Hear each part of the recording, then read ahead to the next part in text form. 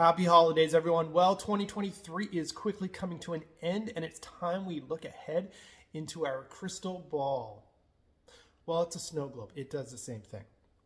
We entered 2023 with a lot of uncertainty in the real estate market. Interest rates were still climbing, as was inflation.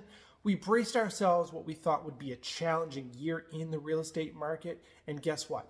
We survived. Now, what will happen to the real estate market throughout Metro Vancouver and the Fraser Valley in 2024?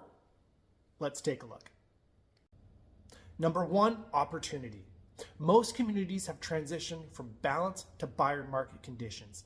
So there appears to be an equal playing field for both buyers and sellers. Now, if you're a serious buyer at this time, don't wait. Interest rates seem to have plateaued, and although it might be a bit of a short-term pain, if you're waiting for interest rates to come down, you're going to be competing with a lot more buyers entering the market, and ultimately, what's going to happen to home prices? They're going to increase. Number two, interest rates. The Bank of Canada is keeping it pretty close to home, pardon the pun, in what might happen with rates in 2024. Now, they've hinted that we may not be out of the woods yet and still could potentially see another rate hike in the future. However, most industry experts that I've heard from are saying that we should expect to see rates start to decrease by the summer. Number three, sales and home prices. Since summer, we've seen a steady increase in the number of property listings entering the market. This past November, we saw a 13.5% increase in the total number of listings available compared to November of 2022.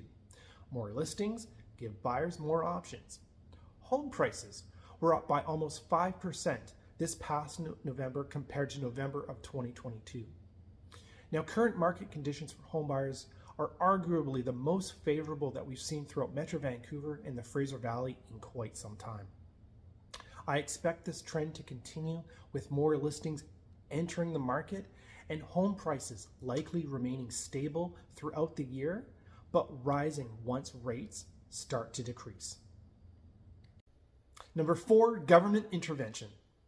Like kids in a toy store, the government just can't help themselves.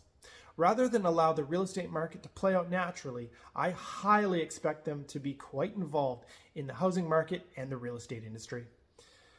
I fully support the creation of housing options, but there will be consequences of their actions that will no doubt include squabbles with the local municipalities due to zoning and infrastructure issues, more taxes, and of course, more paperwork for us realtors.